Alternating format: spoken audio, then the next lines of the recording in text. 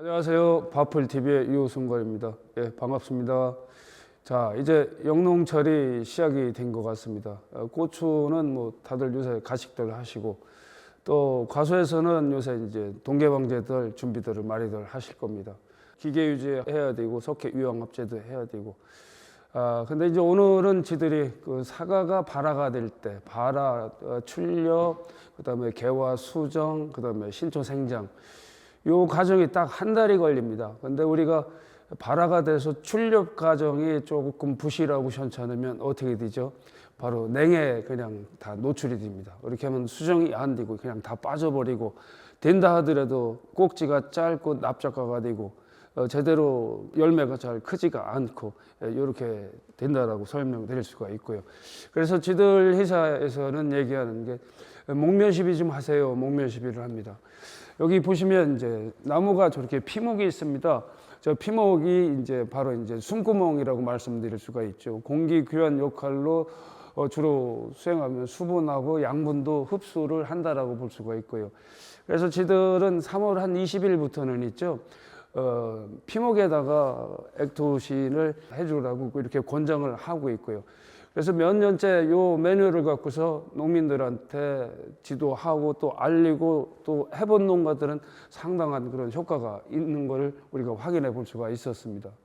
그래서 여기 보시면 바로 이제 발화를 해서 열매가 저 중간에 있고요. 밑에 있는 이파리가 있습니다. 그래서 저 이파리를 우리가 발화해서 출력을 좋게 해야지 제대로 된 우리가 사과를 만들 수가 있는데, 저 이파리가 출력이 현찮고 부실하고 타고 냉받고 하면 열매를 잘 키우지 않고 도장성으로 간다라고 이렇게 설명드릴 수가 있는 거고요. 그래서 저희들은 바로 이제 요 시기부터 바로 액토신이라는 제제를 사용하시라고 아주 적극 권장해 드립니다.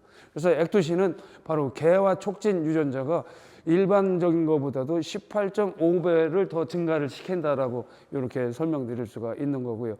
또한 냉에 대한 저항성 유전자는 4.68배가 더 증가가 된다라고 볼 수가 있고요. 그래서 요거는 액토신을 사용한 식물에 대해서 유전자를 분석한 결과 바로 이제 이런 결과를 도출했다라고 설명드릴 수가 있고요.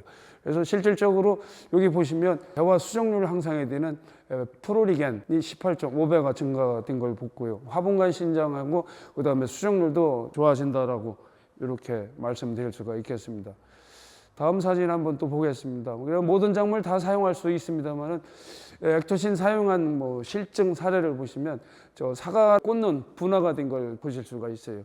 일반적으로 BA 처리라든가 호르몬 처리한 것보다도 있죠. 저 액토신 사용했을 적에는 저렇게 우리가 발화가 잘 되는 걸 볼 수가 있고요. 또 열매 비대기 때 또 착색기까지도 상당한 효과를 내는 거로 다 볼 수가 있겠습니다. 옆에 그림을 보시면 벼도 그렇고요, 깨도 그렇고 있죠. 우리가 발화 유전자를 아주 상당히 좋게 하는 걸 볼 수가 있고, 대추도 보면 한 개 눈에서 결과지가 한 개가 나와야 되는데 있죠. 발화 유전자가 얼마나 강하게 전개가 되면 한 개 눈에서 대추의 결과지가 강하게 4개씩이나 나오는 걸 볼 수가 있고요. 옆에 고추 그림을 보겠습니다. 고추도 역시 마찬가지요. 한 개 눈에서 저게 2개, 3개가 달려있는 걸 볼 수가 있겠습니다. 그래서 우리 농가에서 액토신만큼은 목면 시비를 통해서 꼭 써야 되는 이유가 여기 있지 않나 봅니다. 그래서 요 시기에 있죠. 발화해서 출력하는 그 이파리를 제대로 확보를 한다면 이때부터 ATP 에너지를 만들어 옵니다. ATP 에너지는 낮에 식물이 강압 성장을 하면 이제 밤에는 이 산소의 간여에 의해서 낮에 만드는 포도당하고 반응을 해서 바로 ATP라는 에너지를 만들게 됩니다. 이 ATP 에너지는 포도당을 태우는 일을 하는 거예요. 포도당을 태우니까 어떻게 되죠? 체내 온도가 높아지고 그 다음에 발화 유전자가 좋아지고 또 그 다음에 꽃이 커지고 정형과 아주 예쁜 과일을 만들어지게 된다라고 볼 수가 있는 겁니다. 그렇게 해서 이제 우리가 요 시기에 출력 관계가 좋으면 우리가 이제 나중에 신초가 나왔을 적에도 도장성으로 안 가고 내년도 꽃눈까지도 좋게 하는 그런 관여까지도 한다라고 이렇게 설명드릴 수가 있는 겁니다. 자, 콩도 한번 볼게요. 콩도 이렇게 많이 달립니다.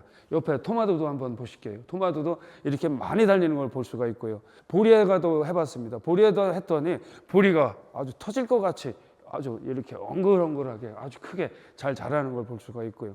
참외 역시 수박도 액토신을 사용한 거는 우리가 발화 유전자를 자극하고 이 발달시키니까 역시 참외도 이렇게 암꽃 발현이 상당히 잘 된다라고 볼 수가 있는 겁니다.